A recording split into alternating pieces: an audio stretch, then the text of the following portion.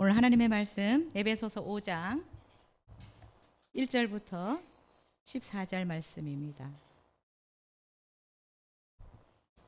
에베소서 5장 1절부터 14절 우리 한 목소리로 같이 읽겠습니다.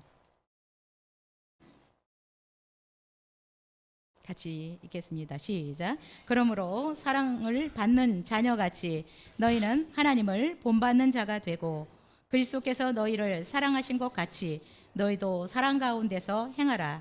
그는 우리를 위하여 자신을 버리사 향기로운 제물과 희생 제물로 하나님께 드리셨느니라. 음행과 온갖 더러운 것과 탐욕은 너희 중에서 그 이름조차도 부르지 말라. 이는 성도에게 마땅한 바니라. 누추함과 어리석은 말이나 희롱의 말이 마땅치 아니하니 오히려 감사하는 말을 하라. 너희도 정녕 이것을 알거니와 음행하는 자나 더러운 자나 탐하는 자 곧 우상 숭배자는 다 그리스도와 하나님의 나라에서 기업을 얻지 못하리니 누구든지 헛된 말로 너희를 속이지 못하게 하라. 이로 말미암아 하나님의 진노가 불순종의 아들들에게 임하나니 그러므로 그들과 함께하는 자가 되지 말라. 너희가 전에는 어둠이더니 이제는 주 안에서 빛이라. 빛의 자녀들처럼 행하라. 빛의 열매는 모든 착함과 의로움과 진실함에 있느니라. 주를 기쁘시게 할 것이 무엇인가 시험하여 보라. 너희는 열매 없는 어둠의 일에 참여하지 말고 도리어 책망하라. 그들의 은밀히 행하는 것들은 말하기도 부끄러운 것들이라. 그러나 책망을 받는 모든 것은 빛으로 말미암아 드러나나니 드러나는 것마다 빛이니라. 그러므로 이르시기를 잠자는 자여 깨어서 죽은 자들 가운데서 일어나라. 그리스도께서 너에게 비추이시리라 하셨느니라. 아멘. 우리 옆 사람과 한번 인사하겠습니다. 축복합니다. 사랑하고 축복합니다.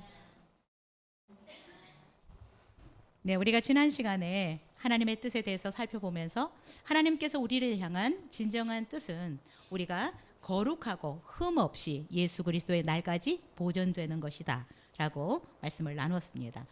자, 우리가 하나님의 뜻은 이 세상에서도 거룩하고 흠 없게 보존되기를 원하는데 오늘은 하나님의 뜻 지난 시간에 연결해서 우리가 그러면 어떻게 거룩함과 또 흠 없는 자로 보존될 수 있는지 오늘 본문을 통해서 함께 은혜를 나누려고 합니다.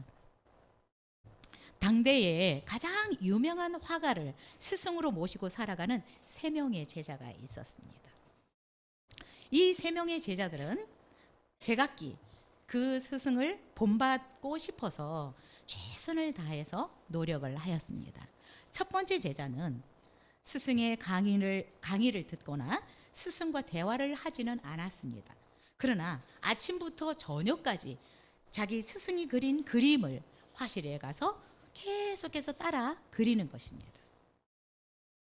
수많은 시간을 스승의 그림을 보고 따라 그렸더니 언젠가 스승의 작품과 자기의 작품을 구분할 수 없을 만큼 그런 그림을 그리게 되었습니다. 자, 그런데 아무도 그 제자의 그림을 위대한 작품이라고 인정해 주지 않았습니다. 왜냐하면 그 제자의 그림 속에는 스승의 정신이나 숨결이 느껴지지 않았기 때문입니다. 두 번째 제자는 첫 번째 제자와 달리 화실에서 그림을 그리는 것이 아니라 선생님을 다 쫓아다니면서 강의란 강의를 다 들었습니다. 원근법, 채색법, 명암법 등 이론적인 이런 강의들을 선생님을 따라다니면서 배우고 또 연구하였습니다. 그리고 관련 서적은 다 탐독을 하였습니다.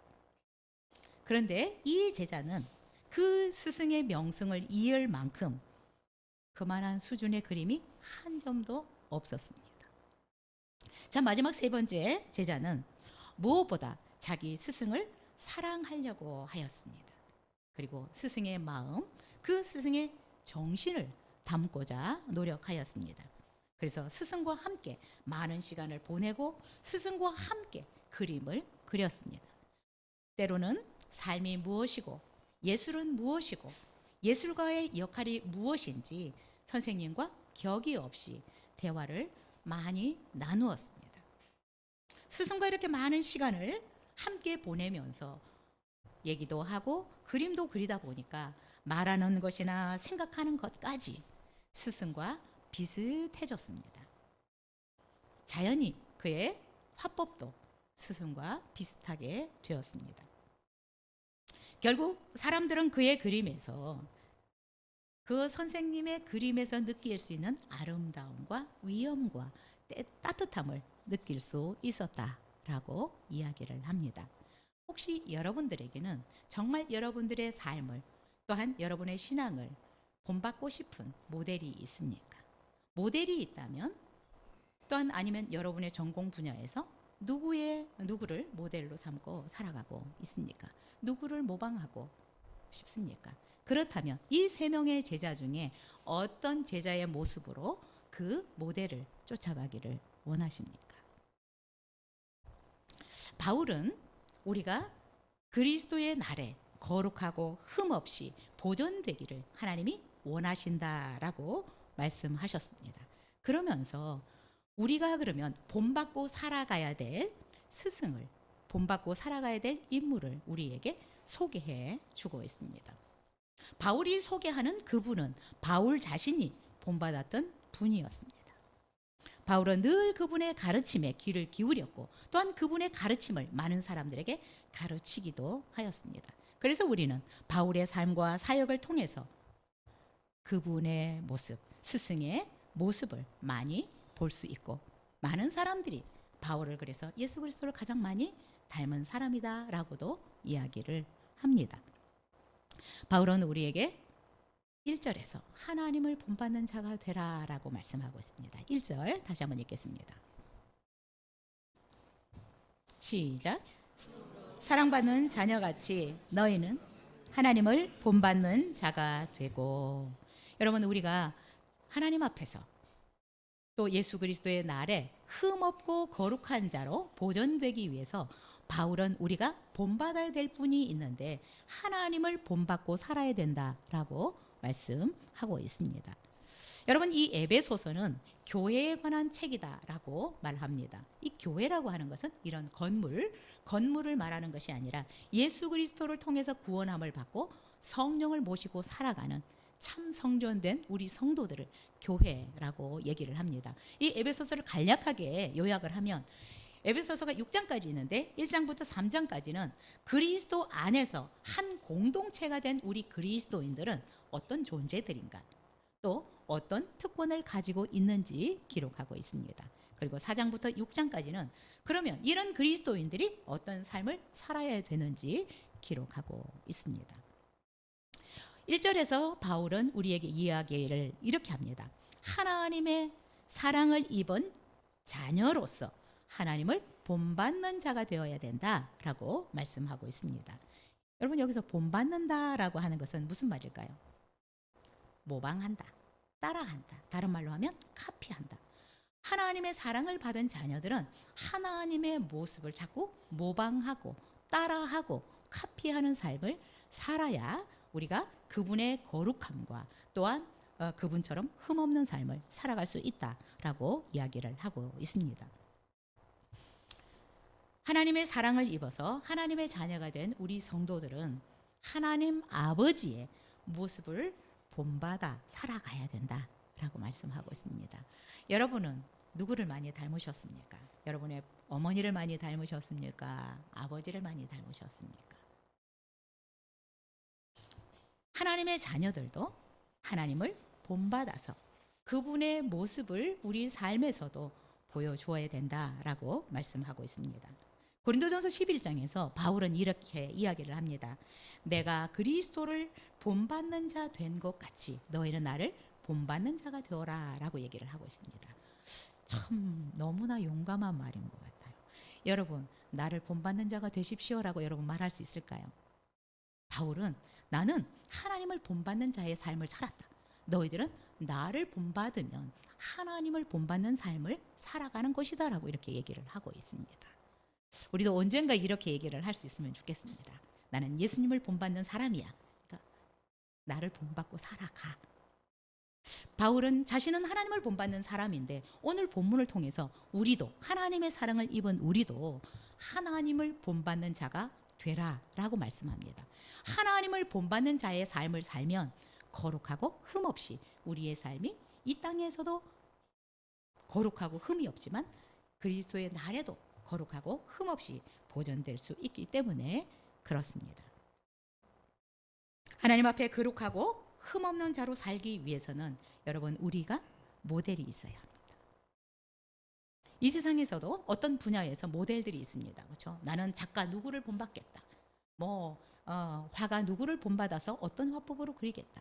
있는 것처럼 하나님의 사랑받은 우리도 우리가 모델로 삼고 살아야 될 분이 하나님이다라고 바울은 우리에게 소개하고 있습니다. 또한 신약에서는 예수 그리스도를 우리의 모델로 하나님이 우리에게 주셨는데 하나님을 본받고 예수 그리스도를 우리의 모델로 모시고 살아간다면 그분의 삶을 우리가 모방하고 카피하고 따라 산다면 우리도 언젠가 그런 삶의 모습들이 우리에게서 나타나지 않을까요?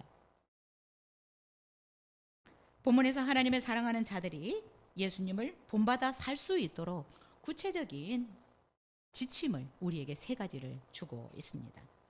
자, 하나님의 자녀들이 거룩하고 흠없는 삶을 살기 위해서는 하나님을 본받아야 되는데 하나님의 어떤 모습을 본받아야 되느냐? 2절 같이 읽겠습니다. 시작. 그리스도께서 너희를 사랑하신 것 같이 너희도 사랑 가운데서 행하라. 그는 우리를 위하여 자신을 버리사 향기로운 제물과 희생 제물로 하나님께 드리셨느니라. 하나님을 본받는데 우리가 가장 먼저 본받아야 될 것은 예수 그리스도를 통해서든지 하나님을 통해서든지 본받아야 될 것은 사랑이다라는 것입니다. 1절에서 하나님의 사랑을 입은 자녀같이 2절에서는 그리스도께서 너희를 사랑하신 것 같이 너희도 사랑 가운데서 행해라 라고 말씀하고 있습니다. 하나님의 사랑을 받은 우리가 가장 먼저 본받아야 될 것은 하나님의 사랑, 예수 그리스도의 사랑이다 라고 오늘 본문은 우리에게 말씀하고 있습니다. 여러분, 사랑 그러면 하나님의 대명사입니다. 사랑은 하나님의 대명사. 그래서 우리는 하나님을 사랑이시다라고 얘기를 합니다. 하나님이 사랑이 많다가 아니라 하나님 이퀄 사랑이다. 하나님은 사랑이다. God is love이라고 얘기를 하고 있습니다. 하나님은 죄와 허물로 죽을 수밖에 없는 우리를 사랑하셔서 그의 하나밖에 없는 독생자 예수 그리스도를 우리에게 내어주신 분이십니다. 예수 그리스도는 우리의 죄와 허물을 위해서 자신이 친히 생명을 우리를 위해서 내어주신 분이십니다. 하나님의 사랑을 입은 자녀로서 우리가 가장 닮아야 될 덕목, 본받아야 될 덕목, 하나님을 정말 모방하고 살아야 될 것은 사랑하는 삶이다라는 것입니다. 네, 참 어렵죠. 사랑한다는 게.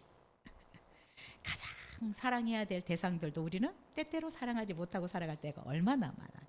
맨날 싸우고 핀잔 주고 기죽이고 그렇죠. 이렇게 할 때가 많은데 정말 하나님의 사랑을 입은 예수 그리스도의 그 사랑을 입은 우리는 사랑하는 삶을 살아가야 되는 것이 첫 번째 우리가 본받아야 될 것이다 라고 얘기를 하고 있습니다. 내가 어떤 존재인지 이런 나를 사랑하신 하나님의 사랑을 기억하면 우리는 다른 사람들에게 뭔가 미워하고 뭐라고 할 건덕지가 없는 것 같아요. 예. 하나님은 하나님의 말씀을 거역한 우리를 사랑해 주셨습니다. 그리고 하나밖에 없는 아들을 내어주셨고요. 예수님은 우리가 죽어야 되는데 자신이 죄인인 것처럼 자신의 생명을 십자가에 내어주셨습니다. 바울은 어떤 것보다도 하나님의 사랑을 입은 자녀들은 사랑하는 삶을 살아야 된다. 여러분, 우리는 서로 사랑해야 합니다. 여러분의 남편, 여러분의 자녀들 사랑하셔야 됩니다.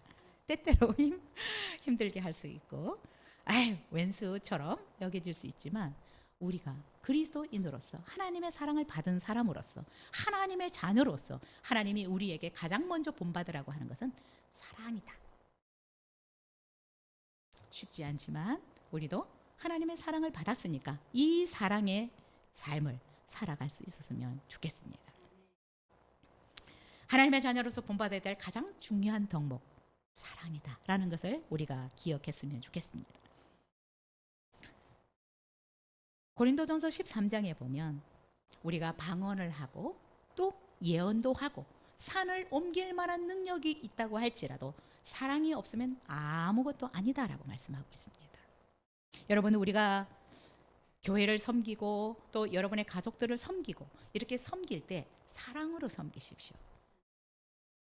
영혼들을 섬길 때 사랑으로 섬기십시오. 여러분이 정말 봉사를 할 때도 하나님이 나를 사랑해 주신 그 사랑을, 그 사랑의 마음을 가지고 섬기십시오. 사랑으로 하지 않는 것은 하나님이 기뻐하시지 않더라고요. 네, 여러분이 무엇을 하든 예배를 하든 기도를 하든 여러분이 누군가를 섬기든 여러분 사랑으로 섬길 수 있기를 바랍니다. 우리가 서로 사랑할 때 너희가 내 제자인 줄 알리라 라고 말씀을 하셨습니다. 정말 여러분이 정말 영혼들을 사랑하고 주님을 사랑하고 교회를 사랑하는 사람들을 보면 아, 저분은 진짜 제자구나 라는 것으로 인정해 주면 좋을 것 같습니다. 우리가 거룩한 삶을 살아가기 위해서 가장 기초가 되어야 되는 것이 사랑입니다. 여러분, 시기와 질투가 아니라 예배를 드리든 봉사를 하든 누군가를 섬기든 가장 내 밑바닥에 자리해야 되는 것은 사랑이다. 사랑하는 마음이다 라는 것입니다. 혹시 여러분 직장에서 일을 할 때에도 여러분 자꾸 사랑하는 상사도 사랑하고 그렇죠? 주변의 사람들도 사랑하면서 하려고 노력해 보십시오. 그러면 여러분들의 삶을 통해서 아, 저 사람들은 그리스도의 제자구나 라는 것을 옆에 사람들이 알 수 있을 것이라고 생각이 됩니다. 여러분, 우리가 무엇을 하든 하나님이 우리에게 죄인으로 있는 우리를 사랑하셨던 것처럼 우리도 하나님을, 교회를, 영혼들을 또 우리 주변의 가족들을 하나님을 사랑하는 마음으로 이들을 사랑하고 섬길 수 있었으면 좋겠습니다. 두 번째, 우리 3절부터 7절까지 읽겠습니다. 시작. 음행과 온갖 더러운 것과 탐욕은 너희 중에서 그 이름조차도 부르지 말라. 이는 성도에게 마땅한 바니라. 누추함과 어리석은 말이나 희롱의 말이 마땅치 아니하니 오히려 감사하는 말을 하라. 너희도 정녕 이것을 알거니와 음행하는 자나 더러운 자나 탐하는 자 곧 우상 숭배자는 다 그리스도와 하나님의 나라에서 기업을 얻지 못하리니 누구든지 헛된 말로 너희를 속이지 못하게 하라. 이로 말미암아 하나님의 진노가 불순종의 아들들에게 임하나니 그러므로 그들과 함께하는 자가 되지 말라. 자, 우리가 거룩하고 흠없는 자로 보존되기 위해서 3절부터 7절까지 해서 더러운 것을 멀리해라 라고 말씀하고 있습니다. 여러분, 우리가 거룩하고 흠없는 자로 살아가기 위해서는 더러운 행실들, 더러운 말들을 멀리해야 된다라고 얘기를 하고 있습니다. 거룩하게 살기를 원하면서 더러운 곳에 들어가지 말라라는 것입니다.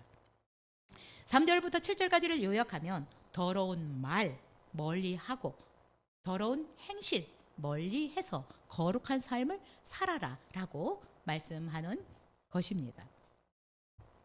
3절에서 음행하는 것, 온갖 더러운 것, 탐욕은 행하지 않는 것뿐만 아니라 이름조차도 부르지 말라. 근데 당시에 이 에베소 지역에서는 이렇게 뭐 음욕, 탐욕, 더러운 행실들 이런 것들을 그냥 죄로 여기지 않고 그냥 관행처럼 행하고 살았던 것 같습니다. 그런데 하나님의 사랑을 입은 우리는 이런 모든 더러운 것들, 이런 것들을 예수 그리스도의 피로 씻김 받았기 때문에 우리는 거룩한 사람들이 되었습니다. 그래서 이제는 우리의 말이나 우리의 행실이 거룩해져야 된다.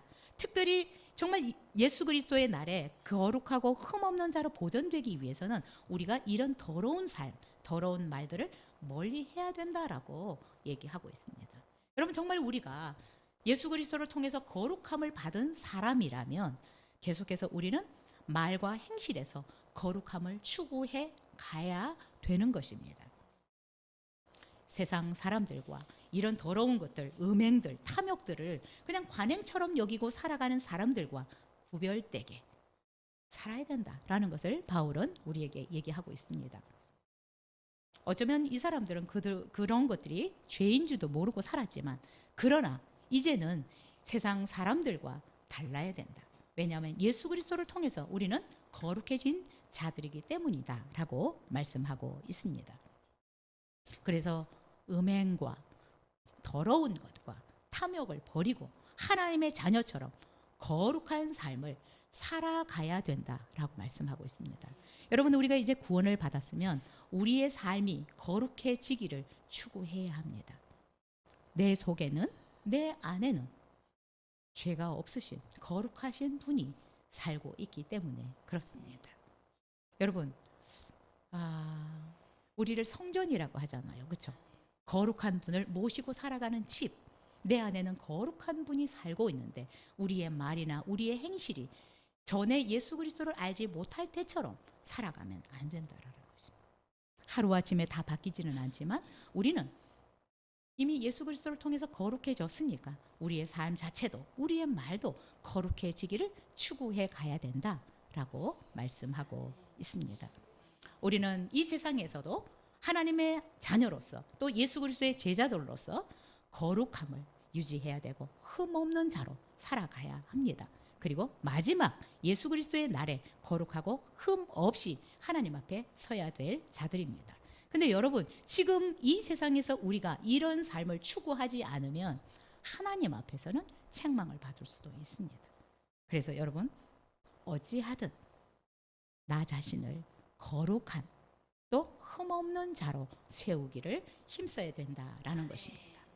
5절을 같이 읽을까요? 시작. 너희도 정녕 이것을 알거니와 음행하는 자나 더러운 자나 탐하는 자 곧 우상 숭배자는 다 그리스도와 하나님의 나라에서 기업을 얻지 못하리니. 5절에서 경고합니다. 너희도 정녕 알거니와 음행하는 자나 더러운 자나 탐하는 자는 우상 숭배자다라고 얘기를 하고 있는데, 우상 숭배자는 다 그리스도와 하나님의 나라에서 기업을 얻지 못하겠다. 무섭죠, 그렇죠? 우리는 분명히 알아야 합니다. 하나님 앞에서 음행하고 더러운 짓 하고 탐욕하고 이렇게 살아가는 것은 하나님 나라에서는 기업을 얻지 못한다라고 말씀하고 있습니다. 그래서 하나님의 사랑을 입은 자녀는, 예수 그리스도의 피로 거룩하게 된 우리는 이런 더러운 삶을 멀리하고 거룩한 삶을 추구해 가야 된다라고 말씀하고 있습니다. 4절에서 7절 다시 한번 읽겠습니다. 시작. 누추함과 어리석은 말이나 희롱의 말이 마땅치 아니하니 오히려 감사하는 말을 하라. 너희도 정녕 이것을 알거니와 음행하는 자나 더러운 자나 탐하는 자 곧 우상 숭배자는 다 그리스도와 하나님의 나라에서 기업을 얻지 못하리니 누구든지 헛된 말로 너희를 속이지 못하게 하라. 이로 말미암아 하나님의 진노가 불순종의 아들들에게 임하나니 그러므로 그들과 함께하는 자가 되지 말라. 자, 4절을 보면 누추함과 어리석은 말이나 희롱의 말이 마땅치 아니하니 오히려 감사하는 말을 해라. 6절에 보니까 누구든지 헛된 말로 너희를 속이지 못하게 하라. 이로 말미암아 하나님의 진노가 불순종의 아들들에게 임한다라고 말씀하고 있습니다. 4절에서 7절까지는 우리의 언어 생활이 거룩해져야 된다라는 것을 말씀하고 있습니다. 우리의 행실이 음란하고 더럽고 이렇게 살아가는 것들이 아니라 우리 언어 자체도 이제는 거룩해져야 된다라고 말씀하고 있습니다. 거듭난 그리스도인이 되고 또 하나님을 본받으려고 하는 사람들은 여러분, 이 언어가 변화되어야 합니다. 하나님을 본받아 살아가기를 원하면서 언어가 바뀌지 않으면 삶이 사실 바뀌지 않습니다. 4장 25절에도 이렇게 말씀합니다. 거짓을 버리고 각각 그 이웃과 더불어 참된 것을 말해라. 여러분, 이 말이 굉장히 중요합니다. 누추한 말, 어리석은 말, 희롱의 말이 그리스도인으로서 마땅하지 않다. 이런 말들을 버리고 오히려 말을 바꿔서 이제 감사하는 말, 축복하는 말, 용기를 주는 말, 위로를 주는 말들, 격려하는 말들을 해라라고 말씀하고 있습니다. 여러분, 우리의 삶이 거룩해지기 위해서 말이 바뀌어야 합니다. 여러분, 말이 안 바뀌면 우리의 이 생활이, 우리의 삶이 잘 안 바뀝니다. 왜냐하면 우리는 이 말하는 것에 영향을 굉장히 받습니다. 그래서 내 삶을 거룩하게 바꾸려면 말이 바뀌어요. 그래서 여러분, 말을 바꾸셔야 합니다. 감사하는 말로, 칭찬하는 말로, 격려하는 말로, 위로하는 말로 바꾸어야 우리의 삶이 바뀌어집니다. 말은 우리의 삶에, 우리의 생각에, 우리의 행동에 굉장히 엄청난 영향을 줍니다. 여러분, 내가 말을 딱 뱉어 놓으면 내 생각이 그렇게 돌아가요. 그냥 아무렇지도 그렇게 생각 안 했다가 말로 이렇게 딱 뱉어 놓으면 내가 그 말에 잡힙니다. 그리고 그렇게 생각이 돌아가요. 그래서 말이라는 게 엄청난 영향을 나에게 주고 있습니다. 그래서 여러분, 힘들어도 죽겠다라고 하면 안 돼요. 그러래요. 살겠네. 네, 말을 자꾸 바꾸셔야 합니다. 힘들어, 괜찮아, 할 수 있어. 요즘 경기 너무 힘들 때, 좋아지고 있어. 말을 바꿔야 우리의 삶이 바뀌고 내 몸이 내 말을 듣고 내 뇌가 반응하기 시작합니다. 여러분, 그래서 내 말에 결국은 내가 잡혀요. 내 말에 내가 잡힙니다. 그래서 여러분이 말을 잘 하셔야 돼요. 그래 여러분을 잘 이끌어갈 수 있어요. 내 뇌도 내가 하는 말을 듣고 따라오게 돼 있어요. 그렇죠? 나 내일 아침에 일찍 일어나야 돼. 그러면 내 뇌가 그거를 입력을 해요. 그리고 눈이 떠지게 하는 것입니다. 그런데 그냥 모르겠어. 그냥 되는 대로 해. 이게 몸이 긴장을 안 해요. 그래서 여러분, 이 말이 엄청 중요합니다. 여러분, 거룩한 삶을 살기를 원하십니까? 그러면 말부터 바꿔보십시오.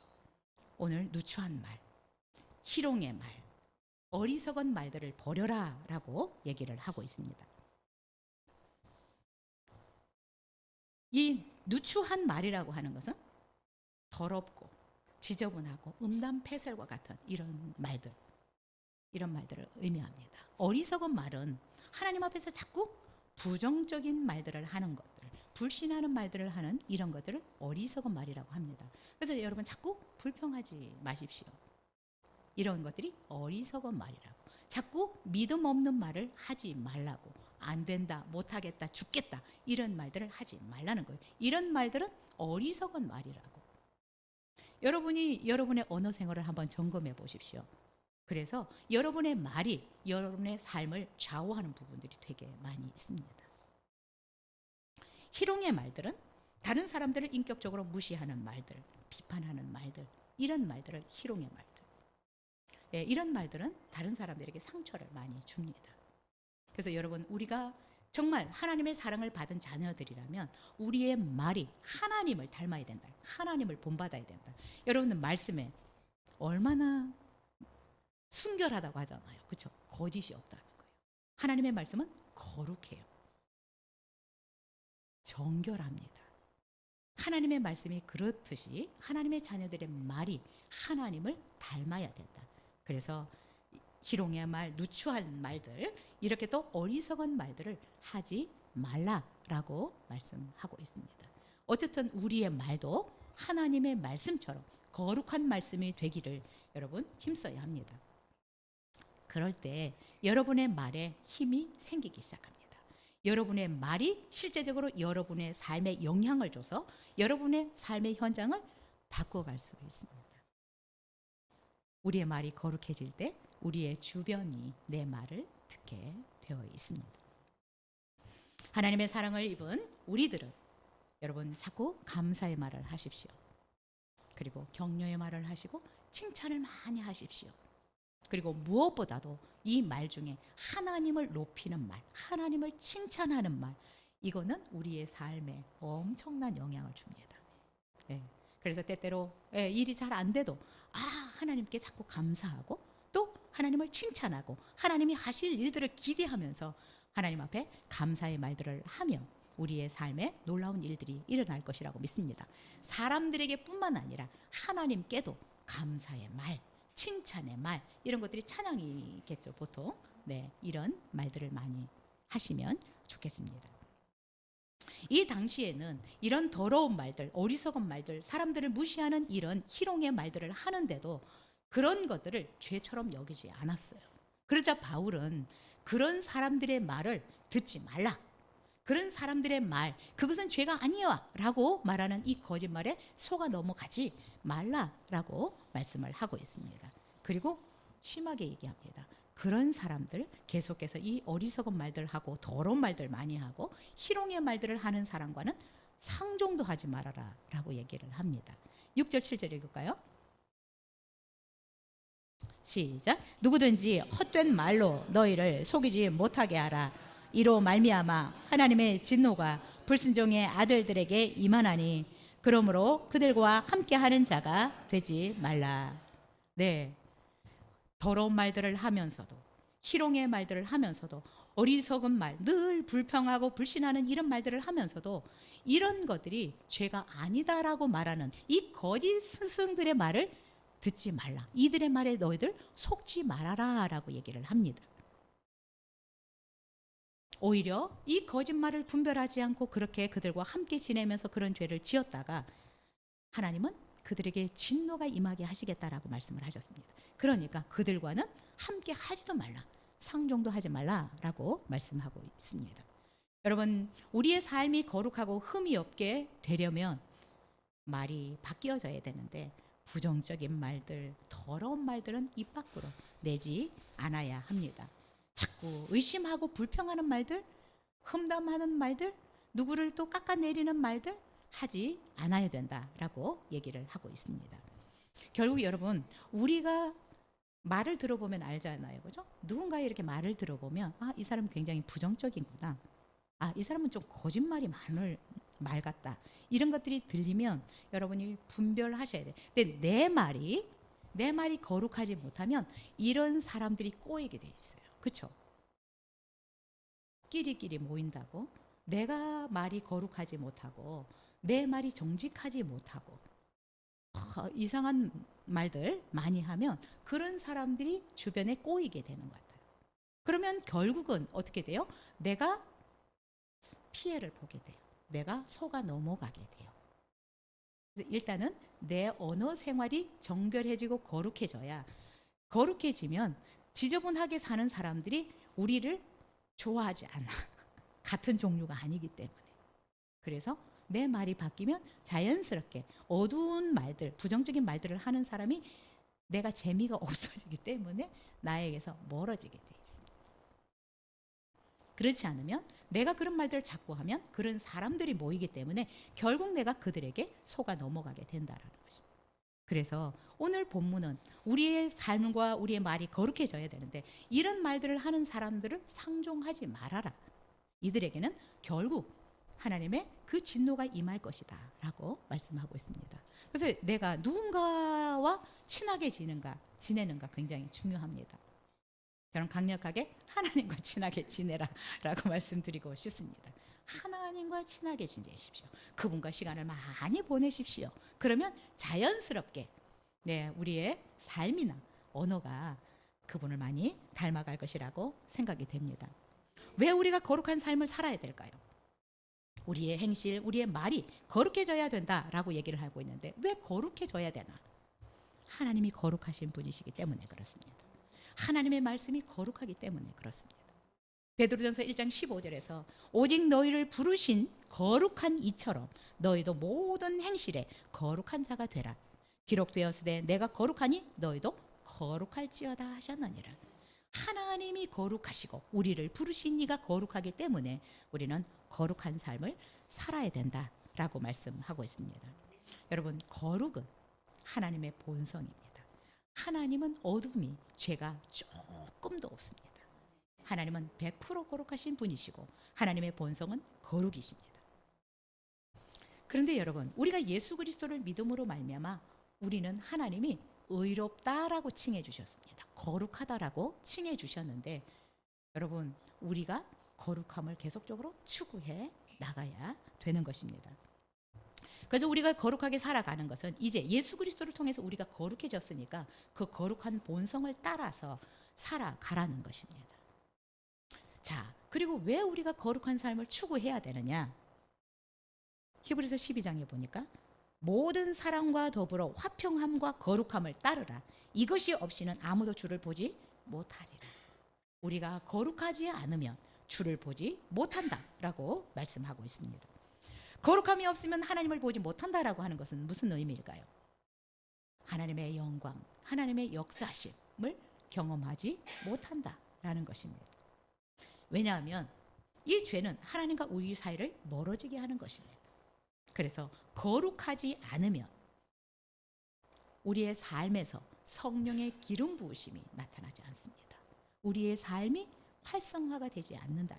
하나님의 능력을 경험하기가 어렵다라는 것입니다. 하나님의 사랑으로, 예수 그리스도의 그 사랑으로 우리가 거룩한 자가 되어졌는데 하나님은 우리에게 거룩한 삶을 살아라 라고 말씀을 하고 있습니다. 자, 세 번째로 우리 8절부터 11절 같이 읽겠습니다. 시작. 너희가 전에는 어둠이더니 이제는 주 안에서 빛이라. 빛의 자녀들처럼 행하라. 빛의 열매는 모든 착함과 의로움과 진실함에 있느니라. 주를 기쁘시게 할 것이 무엇인가 시험하여 보라. 너희는 열매 없는 어둠의 일에 참여하지 말고 도리어 책망하라. 하나님의 자녀들은 빛의 자녀처럼 행해라라고 말씀하고 있습니다. 그리스도를 영접한 자들은 어둠에서 빛으로 옮겨진 자들입니다. 우리의 본성이 거룩해진 자들입니다. 따라서 하나님의 사랑하는 자녀들에게 이전처럼 어두움 가운데서 살아서는 안 되고 이제는 빛의 자녀처럼 빛 가운데 행하는 삶을 살아야 된다라고 말씀하고 있습니다. 빛 가운데 산다라고 하는 것은 뭘까요? 9절에서 이렇게 얘기합니다. 빛의 열매는, 빛 가운데 사는 것은 착하고 의롭고 진실하게 사는 것이다 라고 말씀하고 있습니다. 착하다, 의롭다, 진실하다, 이것은 하나님의 성품입니다. 착하다, 선하다, 의롭다, 진실하다, 이것은 하나님의 성품인데 우리는 이제 더 이상 어둠 가운데 행해서는 안 되고 우리의 삶이 선해야 된다, 착해야 된다, 그리고 하나님 보시기에 발라야 된다, 옳아야 된다, 그리고 우리의 삶이 진실해져야 된다라고 말씀하고 있습니다. 하나님의 자녀들은 하나님의 성품을 자꾸 본받아 살아야 합니다. 하나님의 자녀들이라면 하나님을 본받아서 살아라 라고 1절에서 말씀하고 있습니다. 하나님은 선하신 분이십니다. 하나님은 의로우신 분이십니다. 하나님은 진실하신 분이십니다. 그래서 거짓말을 못 하시는 분이십니다. 마태복음 5장에서 산상수훈에서 예수님은 우리에게 이렇게 말씀하셨습니다. 너희는 세상에서 어둠을 밝히는 빛과 같이 살아라. 썩어져가는 세상에서 부패를 방지하는 소금처럼 살아라. 하나님의 자녀들은 빛과 소금으로 살라고 말씀을 하고 있습니다. 로마서 13장에서 바울은 어둠의 일을 벗어버리고 빛의 갑옷을 입으라 라고 말씀하고 있습니다. 여러분, 우리가 예수 그리스도를 통해서 거룩하게 된 자들이기 때문에 이제는 우리는 더 이상 어두움의 행실들을 버리고 이제 빛의 갑옷을 입고 빛의 자녀들처럼 빛된 삶을 살아야 된다. 착하게, 다른 말로 선하게 살아야 된다. 악을 악으로 갚지 말고 또 거룩하게, 하나님 보시기에 바르게 옳게 살아야 된다. 그리고 거짓을 버리고 진실되게 살아야 된다라고 말씀하고 있습니다. 여러분, 그러면 우리가 어떻게 이 어둠의 일을 벗어버리고 빛된 삶을 살아갈 수 있을까요? 예수님은 요한복음 8장에서 우리가 어떻게 하면 빛된 삶을 살아갈 수 있을지 이렇게 말씀하고 있습니다. 나는 세상의 빛이니 나를 따르는 자는 어둠에 다니지 아니하고 생명의 빛을 얻으리라. 우리가 빛된 삶을 살아가기 위해서 예수님은 내가 빛이다. 나를 따라서 살아라. 나를 본받고 살아라. 나를 모방하고 살아라. 그러면 너희들은 빛된 삶을 살 수 있을 것이다 라고 말씀하고 있습니다. 여러분이 거룩한 삶을 살기를 원하십니까? 하나님 앞에 흠없는 자로 인정받는 삶을 살기를 원하십니까? 예수님을 모델로 삼아 보십시오. 예수님은 내가 빛이다. 나를 따라서 나를 모방해서 나를 카피해서 살아가면 너희들은 빛된 삶을 살 수 있을 것이다 라고 말씀하고 있습니다. 여러분의 삶의 모델은 누구십니까? 바울도 하나님을 본받는 자가 되라 라고 말씀하시고 예수님은 내가 빛이니까 나를 따라서 살면 너희들이 빛된 삶을 살아갈 수 있을 것이다 라고 말씀하셨습니다. 10절을 한 번 더 읽을까요?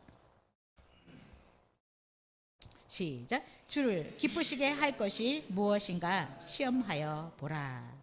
자, 우리가 빛된 삶을 살기 위해서 10절에서는 뭐라고 말씀하시냐면 우리의 목표가 하나님을 기쁘시게 하는 목표를 가지고 살아가면 우리가 빛된 삶을 살 수 있다라고 말씀하고 있습니다.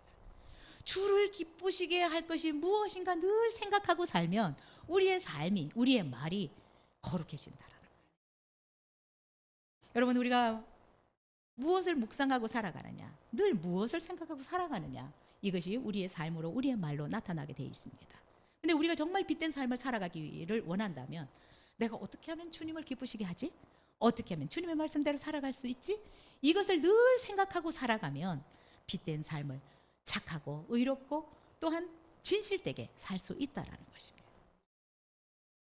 여러분은 여러분의 삶의 목표가 무엇입니까? 돈을 많이 버는 게 여러분의 목표이십니까? 오늘 바울은 우리에게 얘기합니다. 어떻게 하면 주님을 기쁘시게 할 수 있지? 이것을 삶의 목표로 삼고 살아간다면 삶이 빛날 것이고 거룩해질 것이고 금이 없어질 것이다 라고 말씀하고 있습니다. 여러분, 이번 한 주 동안 살면서 하나가 어떻게 하면 하나님을 좀 기쁘시게 할 수 있을까? 하나님이 왜 나를 이 직장에다 보내주셨을까? 자꾸 생각해보면 좋을 것 같아요. 그러면 하나님이 원하시는 삶을 살고 싶어질 것이고 자꾸 이렇게 하면 하나님이 싫어할 것이고 이런 것들이 좀 구분될 거라고 생각이 됩니다. 예수님을 본받아 살고 또 바울은 10절에서 주님을 기쁘시게 하기 위해서 늘 생각하게 하고 살면 빛된 삶을 살아갈 수 있다라고 우리에게 말씀하고 있습니다. 여러분, 우리가 주님을 기쁘시게 하고 살아가기를 원한다면 때때로 내가 손해가 좀 있어도 이것을 이렇게 하는 것이 하나님이 기뻐하시는 것이라고 한다면 조금 손해도 감수하셔야 합니다. 그런데 주님이 기뻐하시지 않는 것이라면 아무리 이익이 커도 포기할 줄 알아요. 그것을 놓을 줄 알아야 됩니다. 거기에 미련을 두지 않아야 돼요. 하나님의 뜻이 이것이라면 정말 나에게 어마어마한 그것이 이익을 준다고 해도 이것을 노할 줄 알아야 된다. 저는 미국에 가자마자 하나님이 딱 경고하셨어요. 너는 미국에 살아서는 안 돼. 사람들이 미국을 좋아해요. 그래서 미국을 안 떠나려고 해요. 수많은 불법 체류자들이 많아요. 근데 저는 2007년 7월에 미국에 갔는데 하나님이 저에게 그렇게 말씀하죠. 너는 미국이 아니야? 미국에 미련 두지 말라. 미국에 살 생각하지 말라고 말씀하셨어요. 그런데 여러분, 오히려 정말 나를 미국에 끌어안치려고 하는 3명의 여자들, 부자들이 있었어요. 네. 유혹이었어요. 사실은, 그죠? 어떤 분은 이 오피스를 준다고 그랬어요. 개척하라고. 100대 기업 안에 든 여자는 저를 픽업해서 가려고 저를 유혹했어요. 한 여자는 나 같은 사람이 미국에 있어야 된다면서 저를 못 나가게 했어요. 근데 하나님은 뭐라고 말씀하셨어요? 너는 미국이 아니야 라고 말씀하셨어요. 네, 어떤 분들은 보면 정말 그만한 건물을 주면 침을 흘릴 수 있어요. 그냥 주는데. 그리고 그분이 금은방을 하면서 후원하겠다고 하는데, 그런데 하나님이 말씀하신 것이 너는 미국이 아니야 라고 말씀하셨기 때문에 박사과정 마치고 목사 안수 받고 하나님 저 발령 내주세요. 미국이 아니면 저 어디로 갈까요? 예, 아무런 미련 없이 뭐 100대 기업 안에 든 여자가 저를 붙잡아도 이거보다 훨씬 큰 건물을 줬거든요. 예, 직접 가봤어요. 쓰라고. 그렇지만 하나님의 명령은 너는 미국이 아니야. 너는 미국에 미련 두지 마. 너가 있어야 될 곳은 미국이 아니야 라고 말씀하셨기 때문에 그런 것들을 전혀 지금도 아깝지 않아요. 하나님은 하나님께서 기뻐하시는 일들을 하기를 원하십니다. 우리 교회가 미국에 저에게 주려고 했던 건물보다 훨씬 작지만 하나님의 뜻은 한국으로 가라는 것이었어요. 발령을 한국으로 내주셨습니다. 어디로 갈까요? 발령 내주십시오 라고 했는데 한국으로 가라고 말씀을 하셨어요. 여러분, 하나님의 뜻이라면 내게 손해가 와도 포기하셔요. 하나님이 기뻐하시면 내가 좀 힘들어도 그것을 취할 수 있어야 된다라는 것입니다. 그래서 여러분, 우리는 이 세상 어둠의 일에 참여하지 말아라라고 얘기를 하고 있습니다. 내가 기쁘기 위해서 하나님의 뜻을 무시하는 이런 우리가 되지 않았으면 좋겠고요. 정말 하나님이 기뻐하시는 일이라면 내가 어떤 어려움도 감수한다면 언젠가 하나님이 높여줄 것이라고 믿습니다. 다니엘은 바벨론의 포로로 끌려갔습니다. 그런데 바벨론의 포로로 끌려가서 정말 성공할 수 있는 문이 활짝 열렸어요. 왕궁에서 왕이 주는 음식을 먹으면서 3년 동안 공짜로 최고의 교육을 받았습니다. 그러나 다니엘은 결심했습니다. 하나님의 뜻을 따라서 하나님께서 기뻐하시는 삶을 살기로 결심했습니다. 그래서 결국 왕이 주는 진미를 못 먹겠다, 안 먹겠다. 나는 채식만 줘라, 물만 줘라 라고 얘기를 했습니다. 여러분, 이것은 어마어마하게 위험한 일입니다. 포로 소년이 왕의 명령을 거역하는 생명의 위험이 있을 수도 있습니다. 그러나 다니엘은 과감하게 하나님께서 기뻐하시는 뜻을 선택하고 하나님께서 기뻐하시는 삶을 살기로 결심했습니다. 그래서 왕이 주는 이 음식들은 하나님 말씀에 성경에서 먹지 말라고 한 우상에게 드려졌던 그 음식들이었습니다. 과감하게 하나님의 뜻을 선택하고 결국은 왕이 주는 음식을 거절했지만 결국 하나님은 다니엘을 바벨론에서 제2인자의 자리까지 올려 놓으셨습니다. 하나님께서 기뻐하시는 삶을 여러분, 우리도 선택할 수 있으면 좋겠습니다. 결코 하나님이 우리를 손해보게 하지 않을 것입니다. 작은 것에 너무 떨지 마시고 어떤 상황이든 하나님이 기뻐하신다면 그것들을 선택할 수 있었으면 좋겠습니다. 오늘 말씀을 통해서 하나님은 하나님의 사랑받은 자녀들이 이 세상에서도 거룩하고 흠없게 살아가기를 원하고 있습니다. 하나님의 사랑을 받은 자녀답게 하나님을 사랑하고 이웃을 사랑하는 삶을 살아가기를 원하고 계시고요. 또한 이미 예수 그리스도를 통해서 거룩해진 우리가 어떤 행실이나 말에서 거룩한 삶을 살아가기를 말씀하고 있습니다. 그래서 빛의 자녀처럼 착하고 의롭고 진실되게 살아가라 라고 말씀을 하셨습니다. 그리고 더 나아가서 하나님을 기쁘시게 하는 것이 무엇인지 늘 생각하고 빛된 삶을 살아가라 라고 말씀하셨습니다.